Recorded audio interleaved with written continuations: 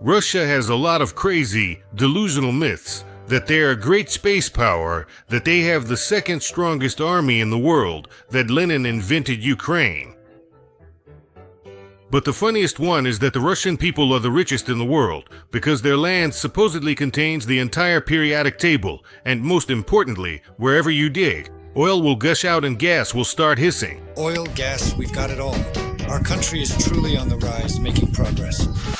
In any rundown backwater, some self-styled great Russian Rockefeller lying in a puddle will confidently say, "We are an oil and gas superpower, and all other nations truly envy us." We're used to being satisfied with what we have. But the West, they've got comfort, all that stuff. But us, the main thing is we're fed, we've got shoes, we're dressed, at least a little. They're upset that we live so luxuriously, those Europeans. They're jealous of us. Russia really does have a lot of resources. It's just that they don't belong to the citizens of Russia. Or rather, they belong to a handful of citizens. This is the story of how the Kremlin stole oil from the Russian people. We got swindled, just blatantly deceived. No one in the entire history of this sorry excuse for a country has ever screwed over Russians as much as Putin's organized crime group has. This is the biggest scam in the entire history of human civilization.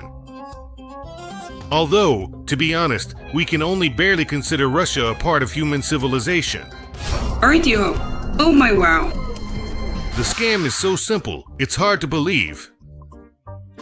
The Kremlin regime took away all the wealth from Russians, wealth that belongs to them according to the Constitution, and in return gave them virtual greatness. In other words, nothing. And Russians agreed to this voluntarily. I vote for Vladimir Putin. Break time equals 0.5s/. I've got the very same membership card, you see. The Russian people got played like a school kid who was convinced to trade a brand new backpack for a bag of glue. The school kid is getting high and doesn't even think about the backpack anymore. Putin, he raised our country to such a high level. This is really like straight from the heart. There's a good Russian word that perfectly describes the Russian people, sucker. From now on, we can use the construction they tricked us like we were Russians. Loser. Move. Putin's gang owns all the major resource extraction companies in the swamps. The penny of friends from the St. Petersburg back alleys, with whom the dwarf war criminal drank more than one glass of port wine on the curb, monopolized all the natural resources of Muscovy. Yes, we are doing this. Miller with Gazprom, second with Rosneft. Then all sorts of people like the Alikperovs with Lukoil and the Bogdanovs with Surgutneft joined the gang. By the way, Lukoil and Surgutneft used to be state-owned companies, but then they were very conveniently privatized. For this, Bogdanov received the Hero of Russia Star, and Alikperov became a full holder of the Order of Merit for the Fatherland. Such is the country, such are its heroes. What can I say? I bow my head before Russia and before everyone. United Russia must be a united Russia. While Gazprom is pumping billions into Kabaevas manicures and new slow-witted mistresses for the dictator Mizalina. Well, I finally made it to the gas station. Time for a hot dog. Meanwhile, millions of people in Russia are left without gas, simply because it hasn't even been brought to the very own regions that actually extract it. What a time to live in. Such progress. And they still can't figure out how to connect the pipes to the gas. It's the 21st century outside. In a country that sells hydrocarbons for hundreds of billions of dollars, people are heating their stoves with twigs and praying they'll be allowed to gather firewood in the forest. Gathering fallen branches can get you up to 7 years in prison. Turns out, not everything lying around in the forest counts as fallen wood. A criminal case has been opened in the Gagarinsky district against a resident of the village of Zverivo, Gennady Talchenkov. He is accused of stealing 13 tree trunks. This past winter, Russians were literally freezing in their own homes, without heating or electricity. Vladimir Vladimirovich Putin, we, the residents of number 10 on Mokoveya Street in the village of Novozavodovsky, are forced to turn to you for help. since we have already appealed to Governor Igor Radina and the head of the district, Plyaskin. Alexei Mihailovich, this has brought absolutely no results. The problem still hasn't been solved. We are, in fact, still being killed by the cold. While this is common in the provinces, after 20 years of prosperity, even Moscow has felt it firsthand. The city of Elektrostal, eastern side. We've been without heating since the very start of the heating season. We are absolutely freezing. We are absolutely freezing. We are absolutely freezing. The scale of the scam is so huge that, in reality, only a third of the settlements in Russia are actually supplied with gas. On paper, of course, the numbers are higher, but reality is a harsh thing. The president, as they say, well, he's not with us, at least not at this very moment. So we'll have to make do like what was it, six-lasered? The power of Siberia, right, they built that pipeline.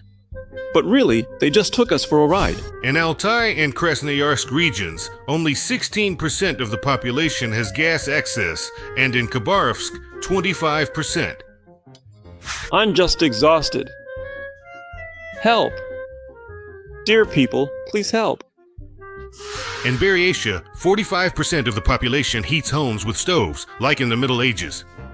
No wonder the brave Buryats are fertilizing Ukrainian soil. They get killed, and mothers get a cart of firewood, so in minus 40 degrees, her tears for her son won't freeze. The family was given a whole truckload of firewood. 2 other families of mobilized men here also need it. The head of the settlement noted, support for the families of servicemen in the district will continue. In Zabekalsky Krai, more than half of the bumpkins heat their homes with a stove.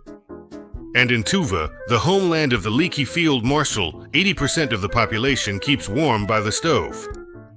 If it weren't for vodka, freezing would be downright miserable. My husband volunteered for mobilization on January 24th, 2023. The local authorities in the Urubsky district promised to help me, to bring me firewood. Instead, they brought me 2 tickets to the circus. Here they are, the landscapes of the oil and gas El Dorado.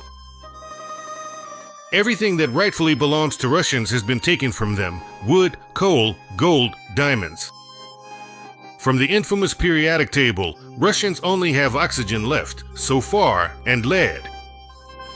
And most of the lead supplied to Russians comes from Ukrainians.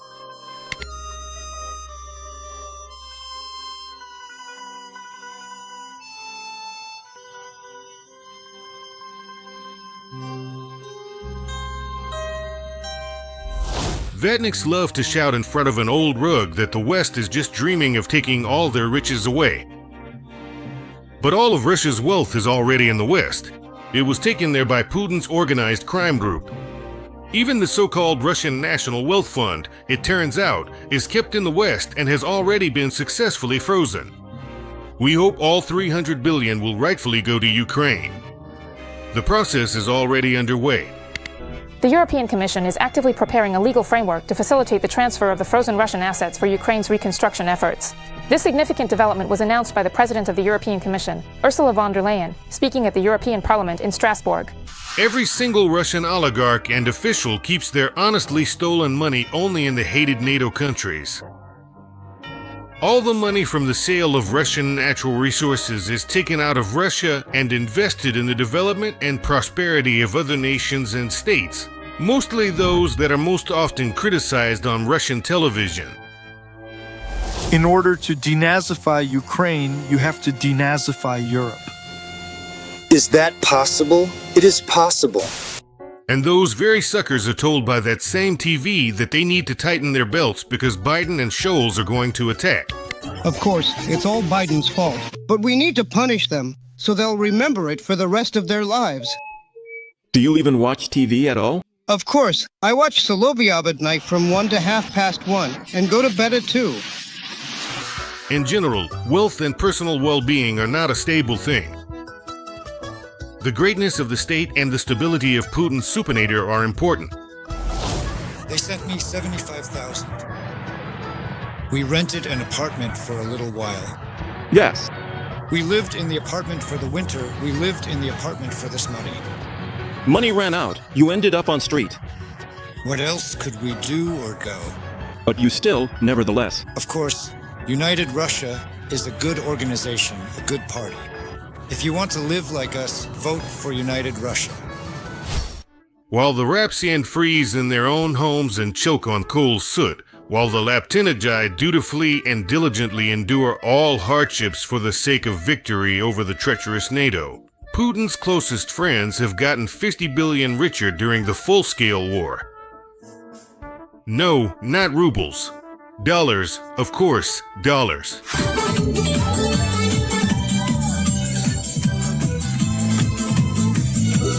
With the resources Russia has, it should have the highest standard of living on the planet. Just look at other countries that also trade in energy resources. Norway, the United Arab Emirates, Qatar, the USA, these are countries with the highest levels of prosperity for their citizens, with incredible technologies, because there, resources are distributed fairly. In Norway, the surplus income from oil sales doesn't go into the king's pocket, but into the national pension fund. And right now, there's already $1.5 trillion there. That's about $275,000 for every Norwegian. They don't use the pension fund to build a palace in Delenzig, they grow it. The Norwegian pension fund is one of the largest investors in the world. Are you all for Putin? Of course. I truly and deeply respect him for absolutely everything he has done and achieved in his career. In the United Arab Emirates, when a citizen is born, $60,000 are deposited into their account. By the time they reach adulthood, that amount grows to $100,000. Plus, they're given a plot of land and money to build a house. And when they get married, they get an interest-free loan for another $40,000. No way. You mean that was possible? Education there is free, and the scholarship is $2,000. No, I'm even against Putin, no. Are you serious? No. About Putin. I'd rather live in a shack, but with Putin, damn it. B, because that's just how it is. Because Putin is Putin. Now the patriots are going to start grinding their teeth and whining, but their countries are small. Of course, there's enough good stuff for everyone there. Let's reveal a secret to Russians. Their country may be huge in terms of territory, but its population is smaller than Bangladesh. Japan has about the same population as Russia. But Japan is twice as small as Ukraine in terms of territory. So, in terms of natural resources per capita, Russia should have built something like the UAE squared, riding on top of Norway. This year, the number of billionaires in Russia has increased by 15. Does that make you happy? No, that's really bad. They don't help Russia at all. In fact, they just stuff their own pockets and then run away from Russia. Put your money here, you wealthy billionaires, right here, not just this particular street in Gakovo, but also the mines and indeed the entire Rostov region. How many districts are there in Bataysk? Walk down all the streets here. Take a look at what's going on. Honestly, my official salary is $20,000. Instead, Moscow has chosen the path of Nigeria and Venezuela, who are so successful at selling oil that their people are starving. The same fate awaits Russia. It's just that the Kremlin gang physically doesn't have enough hands to steal and sell everything at once. But everything has its time. Especially since, during wartime, you can write off anything you want. The oil from all the wells was stolen by GUR saboteurs, and the forest was shipped off to China by SBU agents pretending to be CIA operatives. And why is there no gas in a country that's supposed to be all about gas? Because there was a Maidan in Kiev and all the Lenin streets got renamed. They toppled Lenin.